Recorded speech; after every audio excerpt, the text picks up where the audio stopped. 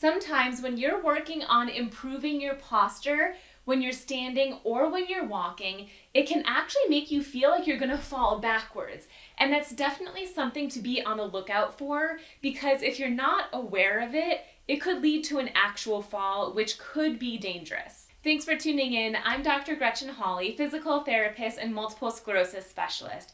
This tip can be so important in helping you maintain your balance while also improving your walking and improving your posture.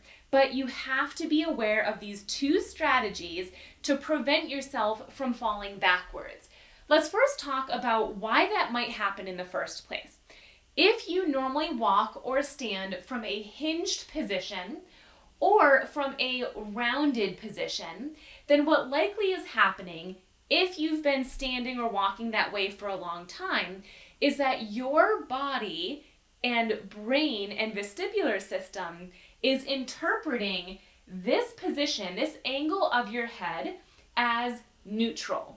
Most of us with good posture, our vestibular system thinks this is neutral. But when you're forward, your brain, your vestibular system, everything in you thinks that this is neutral. Therefore, when you go to stand up, your vestibular system feels like you're going backwards. It would be the equivalent of someone who feels like this neck and head position is neutral, going backwards like this, and we feel like our body might fall backwards. It's important to know that this exists because you wouldn't think of your vestibular system. Most of the time that we're trying to stand up taller, we're mostly just focusing on our posture, on our upper back, using our glutes and our hamstrings to straighten us up. We're very rarely thinking about the effect on our inner ear system. But when that system is out of whack, it can make us feel like we're falling backwards. Not only that, but another reason this can happen is where your body weight is in your feet. So if you are normally hinged forward or rounded, your body weight might be in about the midfoot, so right in the middle of your foot here. And then as you stand up, without you meaning to, you might be putting more weight in your heels.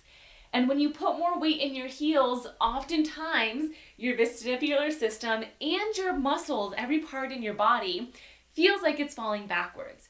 So another trick that you can do is become aware of where your body weight is.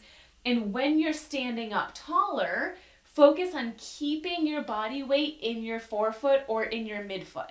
I'm going to show you two exercises so that you can actually implement this into your day-to-day life. Let's first start with an exercise that you can do to prevent your vestibular system from feeling like it's falling backwards when it thinks that this position of your neck is neutral.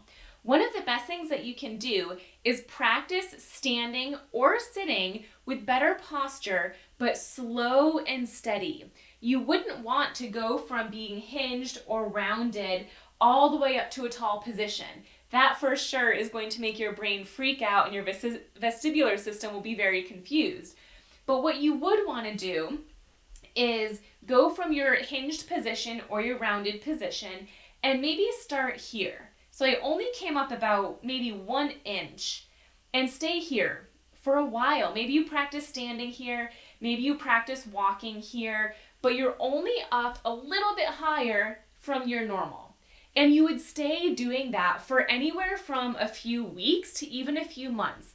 Eventually, you will not only have the strength and flexibility to stand and walk from here instead of here, but your vestibular system is also getting the hang of it. Your vestibular system over time will now feel that this is neutral instead of this. Once you're at that point, practice standing or walking here for several weeks or several months. Once this feels normal for you and you don't feel like you're going to fall backwards, then here. And then after several months here, and then here. This could take a year. This is a very long process. But that's what you would want to do. Practice your standing and walking slightly higher, slightly more raised and in a tall position, eventually leading to this tall ideal position. So you can do that in a standing position, but you can also do that sitting. If you're practicing it in a seated position, it would look like this. You're sitting in the middle or edge of your chair, and you're probably rounded. Most of us, when we're relaxed, we're rounded. And what you would want to do is practice slowly shifting your way up to a taller position.